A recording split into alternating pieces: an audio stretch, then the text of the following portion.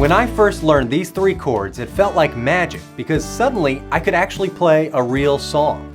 Most people quit guitar before they ever get to that point. But today, you're not just learning chords, you're going to actually learn how to make music. And we're going to make music. We're going to do it in 3 simple steps.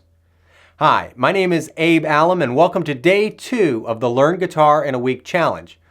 We'll be learning some new chords today, and we'll be learning how to play the song Free Fallin' by Tom Petty. You and I will play that together at the end of this lesson. So, step 1. First, we're going to learn the chords. D major, G major, and A major. We're going to play each one slowly together until your fingers feel comfortable. So D major chord looks like this. It's the open D string. And by the way, if you need a refresher on the string names, remember E, A, D, G, B, E. Okay? So open D string, index finger on the 2nd fret of the G string, ring finger on the 3rd fret of the B string, and then your middle finger on the 2nd fret of the high E string. All together it should sound like this. Now if it doesn't sound like that, if it sounds a little plunky, remember what we do is we pluck each string 1 note at a time. Let's try doing that. Ready? Let's go.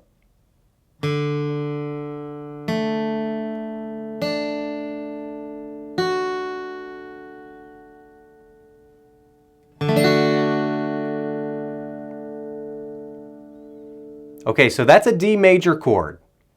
Now, the next chord we're going to learn is called G major. And to play that, we're simply going to drop our pinky to the 3rd fret of the high E string and take our index and middle fingers off. Now, this is a simplified version of a G major chord. We're going to learn a more advanced version in a later lesson. Let's try strumming this chord.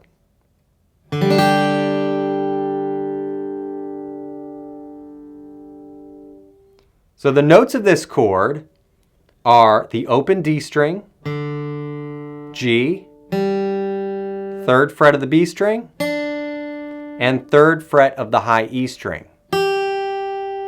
You want to make sure that you only strum those strings when playing this chord.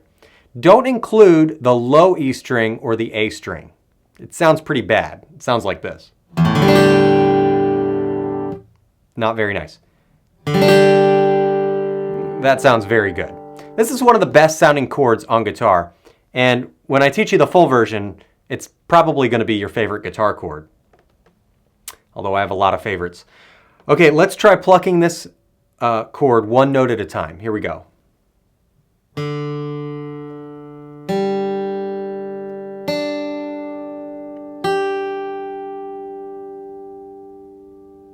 Okay, so that's a G major chord. The last chord we're learning today is called A major. And by the way, with these 3 chords, there are lots of songs that you can play. This is the toughest chord we're learning today, but it is a very common chord for guitar players to learn, a very common chord in pop music. All right, so the way we play this chord is it's the open A string, 2nd fret of the D string, 2nd fret of G, 2nd fret of B, and the open E string. All together it sounds like this.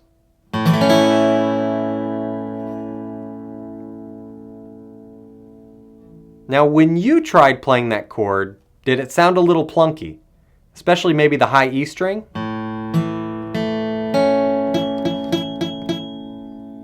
That's a common issue that students run into when learning this chord. It's typically because you're not playing on your fingertips. So if you relax your hand, your fingers are going to touch that open E string. we've got to make sure that we're always playing on our fingertips. And a good tip would be to trim your nails on your fretting hand as short as you can. It'll really help you play these chords.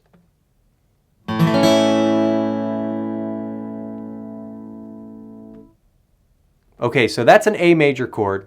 Let's move on to step 2, switching between chords. So let's practice switching. We're going to practice switching from D to G, and then we're going to practice switching from D to A. And it's because of the structure of this chord progression, which I'll explain how this chord progression goes in step 3. But for now, we're going to strum a D chord, and then we'll strum a G chord, and we'll just see what that switch feels like. Before we actually strum, I almost forgot to mention, one of my go-to practice techniques to learning new chords is to not even strum the chords, but just make the shape on the guitar neck and just practice switching. There's D, here's G. D, back to G. Back to D, back to G. Okay? And then once you feel comfortable with that, let's try playing it. Let's try playing D, and then I'll count you off to play G. Here we go. D, 2, 3, go. All right, now G. 1, 2, ready, go. All right, now back to D. 1, 2, ready, go. G, one more time. 1, 2, ready, go.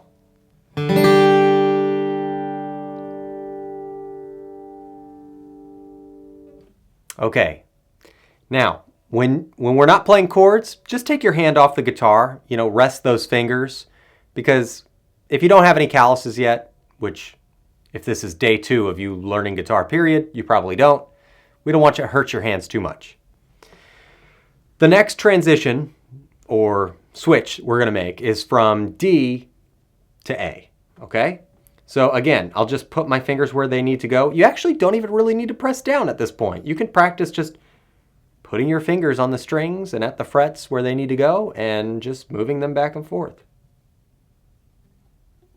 There's D, there's A. There's D, there's A.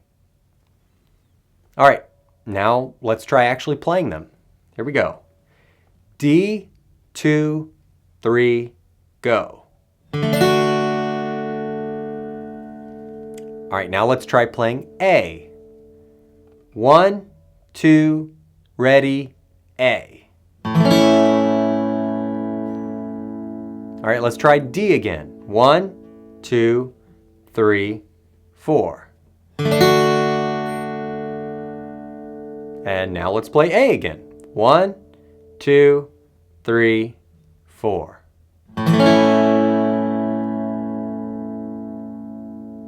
Okay, shake your hand out. If it's hurting, maybe hit pause for just a minute. And then come back and we're on to step 3, putting these chords in time. We'll strum each chord for 4 beats each. Just one strum per chord, 4 beats each. There's 4 beats in a bar of music or a measure of music. And so we're actually going to be playing each chord for 1 measure each. We will be playing these in time though. That means we're not going to stop. There's not going to be space in between those 4 beats. We're just going to keep going. That's one of the most important things to learn in music. If you're playing with a band and you miss a chord, the bass player, the drummer, the vocalist, the keyboard player, they're not going to stop and say, oh, take your time while you get that chord. You're going to have to just keep going. Even if it doesn't sound perfect, that's fine. Just keep going, okay? The chord progression to the song that we're going to be jamming on later is D, G, D, A. Okay?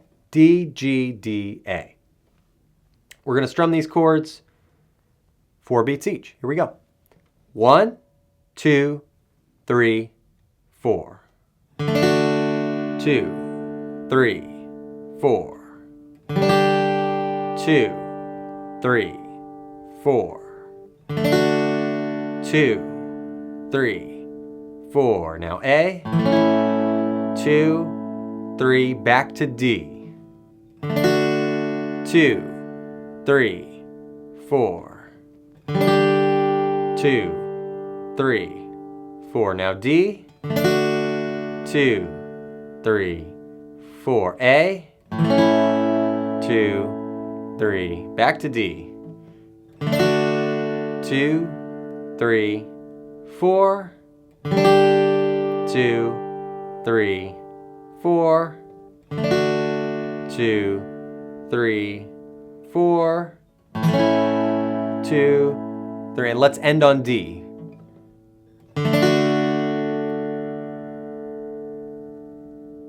All right, great job. Now, let's put it in the context of the song Free Fallin' by Tom Petty. This song has sort of an offbeat rhythm for the second chord of each measure. Remember, a measure is just 4 beats, and there's 2 chords per measure in this song. I want you to use your ear and listen to when each new chord is strummed. This will develop your sense of timing and your sense of rhythm and your ability to strum, okay? So before we jam, let me just show you what this looks like. It's, I'll count myself off. You can listen, and then we'll jam together and you can practice the rhythm. So here goes. 1, 2, 3, 4.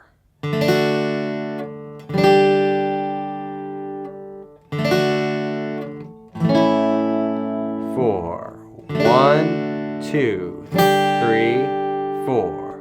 1, 2, 3, 4. Notice the second chord and every other bar happened right before beat 3. Now, if that's confusing, thinking of beats and bars and chords, just play by ear. Use your natural sense of timing and rhythm and music. I imagine if you're learning how to play the guitar, you're a music lover, and you probably, without even knowing it, have a sense for music. Okay, additionally, if this jam session's a little too fast for you, feel free to press the little gear icon on the lower right-hand corner of this YouTube video, select playback speed, and just bump it down to 0.75 or even 0.5. Okay, if you're ready, it's jam session time. Let's play this song together. Here we go.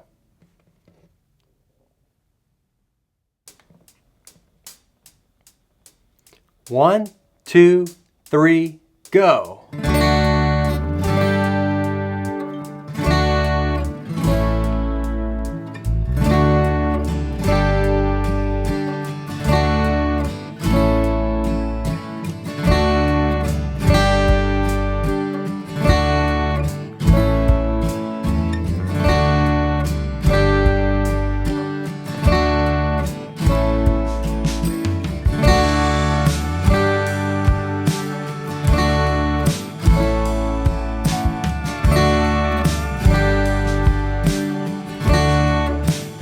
You're doing great. Keep it up.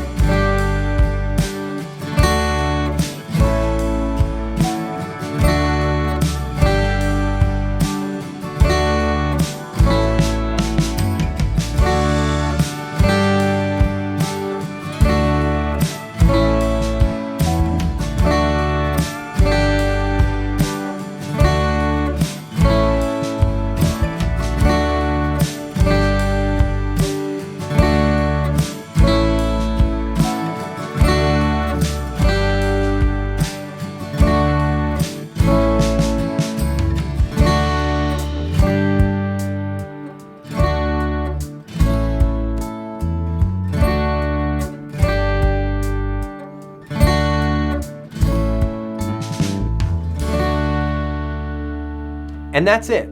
3 simple steps, and you just played one of the most famous rock songs ever. With D, G, and A major under your fingers, you now have hundreds, maybe even thousands of songs within reach. Tomorrow, we'll add a new chord and a strumming pattern to make your playing groove even more. I'll see you in the next video, day 3. Take care.